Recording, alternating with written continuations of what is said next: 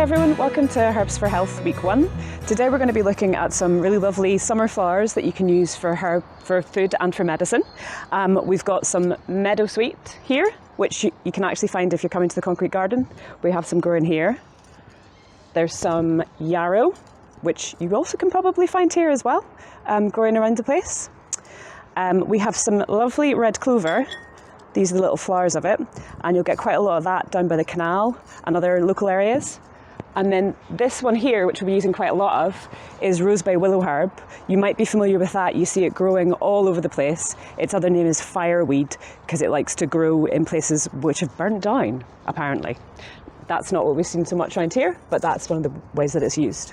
So we're going to look at the flowers that you can use in terms of from the kind of simplest uses first, and then we're going to get a little bit more complicated as we go along. If you want to try some of the simpler ways of using things, one of the easiest ways to use herbs is to make them into a fresh tea. So the first one we're going to look at is meadowsweet, and if you're going to try and get fancy with it, its Latin name is Filipendula ulmaria, and often when you're looking plants up online, it's a good idea to use the Latin name because you tend to get more kind of concrete examples of things, whereas sometimes when you use the common name, some people might call other things meadowsweet, so you don't always get the right thing. But if you use the Latin name, you can be pretty reliable about that. So meadowsweet flowers in July and August. There's a couple of pots of it around the concrete garden here. It's got these really distinctive kind of creamy blossoms, a red thick stem, and then these leaves. Some people say they remind them a little bit of oak leaves, but they're actually lots of little individual leaves on a red stem. If you're unsure if something is meadowsweet or not, give it a bit of a squeeze and then a sniff, and you should get a kind of, some people say like a medicinal smell. I would say like germaline or TCP, and it really does remind people of like kind of old-fashioned like school nurses and things like that, because it's got that real kind of like old-fashioned germaline-y TCP type thing. You can use all of what they call the flowering tops of the plant. So I've cut this carefully with some secateurs just at the point where a leaf comes out. That's called the growing point, and that's the best way to harvest plants, is you cut it so that it can grow back afterwards. Most wild plants are pretty hardy, but you don't want them to risk having a little bit kind of go a bit fungusy and horrible and to damage the plant. So we're always thinking about sustainably harvesting wild plants. Meadowsweet also, if you're looking for meadowsweet, it likes to be in places where there's damp ground. So you'll often see it in ditches, at the sides of rivers. So there's quite a lot of it on Glasgow Green. For some reason in the bit where the geese like to hang out. I don't really know why that is. And it's also, interestingly, it's probably at Glasgow Green because it used to be used for brewing. So it's a brewing herb. And obviously the Tennant's Brewery's just across the road there. So you'll find it in damp ground. Be careful, sometimes it gets like a kind of little mildewy thing on it. These are nice clean leaves that are nice and fresh and easy to use. And what we do when we're, so you can dry it, so you can just like leave it sitting somewhere, maybe get like a tea towel and then put some kitchen roll on top of it and leave it sitting, and that way you catch all the pollen. Some plants you would dry kind of like upside down like this, but these ones, because the pollen can fall off, that's probably not such a good idea, so you want to dry it flat. But you can, like I say, use it fresh. The flowers are probably the strongest tasting bit, but actually the leaves are quite strong as well. So what I'm going to do, whenever I'm kind of using a fresh herb, what I tend to do is I'll just hold it firmly. I'm right-handed, so my right hand's my main hand that I use, and just go like this to take the leaves off. And then often with the flowers, you just want to pinch them off like this and like this. And what I'm going to do is make a tea with these. So I'm just going to put them into a cup like this. Check if this is open. It is. Add some hot water. And what you want to do with fresh herbs or dried herbs when you're making a tea with them is to cover whatever container you're making it in. So if you're making it in a cup rather than a pot, so there you can see that's starting to go a slightly yellowy colour already. What I'm going to do is put something over the top to cover it. So I've just got a piece of paper here, that's absolutely fine. Or if you have a saucer or something like that. And what that does is it keeps all of the strong tasting chemicals that are in the plant in the tea rather than out in the air, and it means that you get all the benefit of that. So meadowsweet makes a tasty tea. It's not as germaline as you would think, but one of the main things that we use it for is not so much its taste, but meadowsweet is very good for heartburn. So if you know anyone who gets, some people call it acid reflux or gastroesophageal reflux disease, which is a little bit complicated, but heartburn is what most people would know it as. If you know someone who gets that, ask them to take meadowsweet tea after each meal, and that helps to kind of soothe the stomach lining. It works better than things that are antacid because it doesn't stop your stomach from forming acid. That can be a problem if people take like kind of over-the-counter heartburn medications quite regularly. Their stomach just gets a bit confused and just produces more and more and more acid because it's thinking, well, there's no acid there, I should have some more. So with this, what it does is it actually helps to heal the inside of the stomach, and it prevents the kind of coming back of reflux or of heartburn. Obviously, if someone is getting heartburn, they can't just rely on the meadowsweet, so people do need to look at their diet and things as well. So I've had folk who've had heartburn for decades and decades, and they can absolutely manage it with meadowsweet, but if they do have a lot of beer and fried foods, it is going to come back. So you've got to be reasonable with these things. But yeah, that's the main use I would have of meadowsweet. It's also used quite a lot with rheumatoid conditions, so things like rheumatoid arthritis. It can be used in a mix to help with the sort of acid buildup that relates to that as well. And that's a very, very good use for it too, but generally that would be in a mixture with other things. But for the heartburn, meadowsweet on its own is absolutely lovely. So we're going to leave that for kind of 5-10 minutes and have a look at it whenever it's kind of brewed a little bit more. Our next flower that we're going to look at in terms of something that we can make really easily is the yarrow. So yarrow, I think you can probably see, this is wild yarrow, which has white, almost like there's kind of like a pinky browniness to the flowers, like they're not pure white. You do get ones which are kind of garden varieties, which have like really bright yellow, bright pink, bright blue. Those are really lovely and they're great for pollinators, but they're not quite as medicinal as the wild version. So you want to be trying to get the wild version for the medicinal properties. So this is called Achillea millefolium, if we're going to go for the Latin name. And that you can remember that by millefolium means thousands of leaves. And these individual leaves look like lots and lots and lots of other leaves. And the Achillea comes from Achilles, who it was said used to carry yarrow with him everywhere. And it's a bit confused in these folklore kind of things, but apparently on the day that Achilles' heel was damaged, he'd forgotten to bring his yarrow. So that's the story behind that. So that tells us a little bit about what yarrow does. Yarrow is a fantastic wound healer. It was used in the past for almost everything. There's an absolute A to Z of the sorts of things that yarrow can do. One of the most popular uses for it these days is in a combination with elderflower and peppermint as a cold and flu tea, which is often called epi tea, elderflower, peppermint and yarrow. And it's good in any kind of mix in terms of wound healing. So when we talked before about the heartburn and the meadowsweet, maybe if someone's been having heartburn for a long time, there might be some damage to the internal bits of their stomach. So you would maybe put some yarrow in with that as well to help to kind of heal up the stomach. One thing about yarrow is it's got quite a lot of essential oils and it's quite a strong herb. So it's probably best not used whenever you're pregnant or if you're breastfeeding. And people who've got epilepsy or high blood pressure, it's always good to be extra careful about what kind of herbs you take, so probably not something to take on its own, and maybe get advice about that. So a really, really easy thing to do with yarrow, like the meadowsweet, the flowers and the leaves have got quite a strong and kind of intense smell that's kind of impossible to describe. You really just need to find yourself some and have a smell of it. But both can be used to make a poultice. So a poultice is basically any kind of preparation that you put on your skin that's just, there doesn't need to be anything very complicated to it. So with yarrow, I'm going to show you with a leaf, because that's probably the easiest way to make a poultice. You literally just kind of mush it up and mush it up and mush it up in your fingers as much as you can. You want to get it to the point where it's a bit wet. So if you can see there, we've got to see the contrast there between that. It's got darker, it's a wee bit damp. And then if you've got a little nick on your finger, I usually do, but I don't seem to have one at the minute. But what you would do is place it on wherever you've got a kind of nick or a cut or even a sting. It's quite good for that as well. And if you wanted to, you can take one of the longer leaves and use that to secure it in place, so you're not having to wander around holding your finger all day. And that will help to just basically heal that wound, and it's very effective because it's easy to find. And then you can take that off and replace it. If it starts to go a bit dry, you should just replace it with another yarrow leaf. It also makes a nice tea fresh as well. But since we're on the tea, we've probably had, so that's our meadow sweet tea there. I don't know if you can see that. And it's gone quite a dark yellow colour.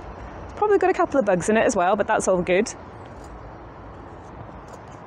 And there's a really strong, there's quite a sweetness to it that you don't really get out of the smell. So if you find the smell a little bit too much, don't worry, the tea is quite a mild version of the smell. And it's really, you can just feel that, you get a really strong smell from it whenever you smell it, but there's a definite kind of sweetness in the taste as well. So I'm going to leave that, it's a wee bit hot at the minute, but I'm going to leave that to brew for a while and have that later. And then our third flower is we're starting to get a little bit more complicated now. So these two, we've got our meadowsweet, we've got our yarrow. They were pretty much like, you can do that with no equipment, no additional stuff whatsoever. But for the third one we're talking about is red clover. Now this is red clover. Most people are probably familiar with white clover, and possibly you may or may not have noticed red clover. It tends to have, I'm trying to find a good example of that. You tend to know it's going to be a red clover because the leaves here often have a little white patch in the middle of them. And it grows a little bit taller. So there's quite a nice example there. So it grows a little bit taller than white clover. So what I find is that with people doing less mowing and things like that this season, there's actually a lot more red clover around than there usually is, because it tends, so regular clover, you'd be maybe at about that height you would get the flowers, but red clover, it tends to need to be about this height. So at the moment there's absolutely stacks of red clover, and it's going to be in season till about September, so there's plenty of opportunities to go out there and pick some. Like the other flowers, it makes a really lovely tea. I picked these first thing this morning. I think I counted, and that's about 70 heads of red clover. And the place where I was picking it, I don't think you would notice that I'd taken them. There's so many, hundreds and thousands of them. So it's best to pick them early in the morning if you can. If you can't pick them, it's absolutely fine, but you'll get more of the flavour because there's a lot of pollen in these little florets here, and they're juicier, I suppose, and there's more flavour to them first thing in the morning before the pollinators have got to them. They're also best, today we are lucky that it was a dry morning this morning and it was dry yesterday evening, so there wasn't too much dew around, because they are also way better picked whenever they're dry because the plant's giving off more essential oils, and it is also better for preserving. So you can, if it's a damp day and you fancy a herbal tea right now, that's absolutely fine. Go pick yourself some red clover and have it in some tea right now. But if you're wanting to dry the tea or preserve it in any way, you want it to be as dry as possible to begin with to stop it from rotting. So you don't want there to be any opportunity for it to be really damp. So what we're going to do with it to preserve it today is to put it into some cider vinegar. Cider vinegar is probably the best option for preserving plants, but you can also use, for example, like white wine vinegar, probably not kind of like red wine vinegar or malt vinegar, but either cider vinegar or white wine vinegar is good. Cider vinegar has the added advantage that it's also got medicinal properties itself, and this is a little bottle of it that I made up a few weeks ago. So it's got like a really sweet vinegary smell to it. Now you can use this medicinally, or you can just use it as a salad dressing, which is what I do quite a lot. But medicinally, red clover is really good for hormonal balance, for skin conditions, and particularly like red, hot, fiery skin conditions. So if you were having problems with your skin, you could mix this half and half with water and use it as a little toner after you've cleansed your face, or you can take it for skin or hormonal issues as just a little teaspoon of it in water every morning. And that's the kind of thing that you maybe start with a small dose and build it up, because sometimes people find the vinegar a little bit too much to begin with. But preserving it is really, really simple. So we've got these the red clover heads and a spare green fly as well, and what we're just going to do is pop these into a jar, and these are going to steep for 2 to 4 weeks. Usually when you're preserving things, that's about the amount of time that you steep them for. If it gets to the back of a cupboard and you forget about it and it's a little bit longer than that, because we're preserving it in vinegar, we're not going to worry about that too much, because the vinegar itself is very, very preservative. So you shouldn't, it's almost perfect fit. So things won't go off, and the way that things tend to go off is they tend to go mouldy, so you should know about that pretty quickly. It will smell bad, you would see the mould on top of it, but in the main you want to just leave this for 2 to 4 weeks. So just gently, if you pour the vinegar gently, generally the stuff will stay relatively well submerged. But if you do have a couple of flowers poking out the top, just pop them under. As they get soggy with vinegar, they'll stay under. You can see they've risen up a little bit here, but if you imagine, these are absolutely soaked in vinegar, so they're really not going to go off or anything. I'm just going to fill that right up. So with vinegars, you don't need to worry about the temperature of wherever you're leaving them. They can just go into a cupboard, or they can go into a shelf or whatever, because the vinegar is so active that it's going to be, I've got that. And I'll obviously put a label on that so we remember what it is. But the vinegar is so active that the goodness of that red clover is going to be soaking out already. So you might even notice by the end of this session that vinegar started to go slightly pinky, but it will go like a nice, really rich colour. So that's our red clover. You can expect to pick that, like I say, up until September, so that's a nice one to know about because it's around for absolutely ages. And I'm just going to give my bowl a quick, that's a forager's clean. Okay, so our final flower is rose bay willow herb. Now, I got a message from someone earlier today who said that they'd been talking to me about rose bay willow herb and they felt like they'd never seen it in their life, and now they just see it absolutely everywhere. It's really distinctive, so it probably, like these ones probably stood at about that height from the ground. You do see it absolutely everywhere, on waste ground, anywhere you go, you will see this. One of the reasons it's called fireweed sometimes is that it was after the Blitz in London. It's an American invasive species, and after the Blitz in London, it sort of took over large areas of London that had been burnt down by bombs. So it got this nickname fireweed, and it's got these amazing purpley flowers. Now, I tend not to use this particularly medicinally. I use it more for edible uses. It's quite astringent, which kind of means drying. So it would be good for any kind of like damp conditions. But what I like to do with it is to make it into a fermented tea. So I'm going to show you all the steps of how to make that tea. It's slightly more complicated than popping some red clover in some vinegar, but each step in itself is really simple. So your first step is get yourself some rose bay willow herb. So chop that. It can be, you'll see this has got some flowers on it and some seed pods, and it's a really robust plant. You can basically use all of it anytime. A lot of the time with foraging, we're like, pick it at exactly the right time, make sure everything's absolutely perfect. With rose bay willow herb, it's absolutely great all of the time. I like to pick it when it's got some flowers on it because it adds a little bit of colour. So like I did with the meadowsweet, to strip this, I tend to go to just below the flowers and then pull this like this. Pop that in here, and then the flowers tend to come off better like that. Oh, but still got a few hanging on there. So just tear those up a bit. And so step one, what you do is you actually just leave them, and you do what I've done here, which is you leave them in a plastic bag for a day, which sounds a bit horrible, but if you can see, I don't know if you'll see, there's a wee bit of a difference between these leaves. These ones are kind of like fresher, these ones have wilted a little bit. Once they've wilted, what you do is you basically just squish them. There's not really a more technical term than that. So you squish them and squish them and squish them. And like I did with the other flowers, when you squish them, you start to feel the dampness. And that's what you want. That's basically the plant walls starting to break down. You can see some little bits of purple in there. And that means that what you're doing is gently rotting this, basically. You're getting it so that it's in a good state to break down a little bit. So once I've done that, I'm kind of happy with that. It just needs to look like it's been dragged through a hedge backwards, basically. Oh, one leaf that we've missed. So then what we do is put it into a jar. So you just pop it in and force it in. And what I'll do is fill this up a little bit more later. But you get all of this plant material in. And you just want to force that in as closely as possible so that everything's in contact with everything else. So I'm just going to use the end of a knife. You can also use like a rolling pin or a spatula or whatever. So you force that in as tightly as you can.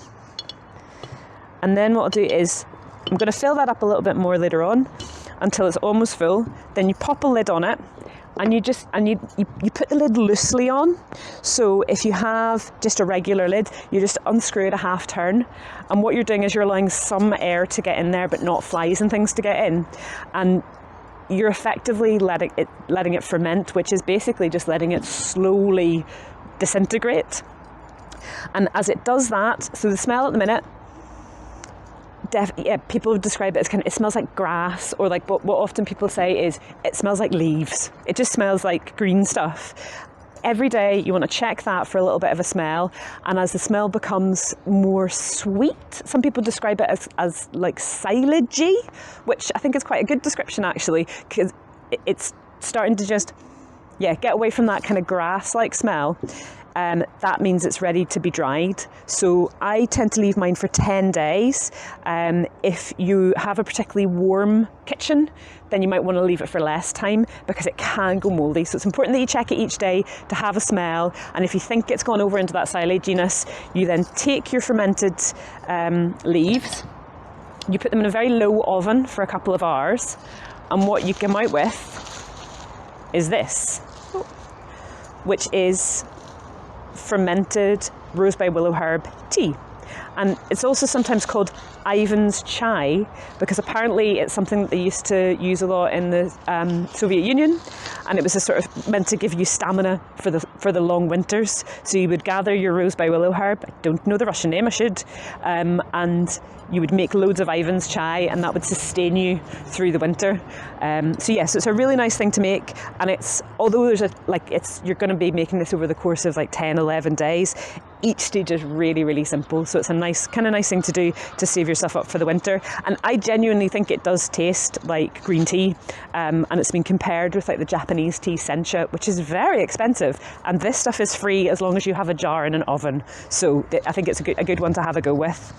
So that's all of our flowers for week 1. Next week we're going to be looking at leaves and seeds and a little bit more on foraging. Obviously, if you are going to be picking things like the rose by willow herb and the red clover, always be sure of what you're picking. If you're not sure, just leave it, take a photo, go away, ask somebody who knows, look it up on a reputable source, and do be careful if you're taking any kind of like big medications. If you're pregnant, if you've got any long-term conditions, double check with somebody, because I think if you take something every day and you've got other things going on, that can be a bit of an issue. But otherwise, get out, look for your pink red clover, look for your rose by willow herb, and see what you can make out of them. Okay, bye.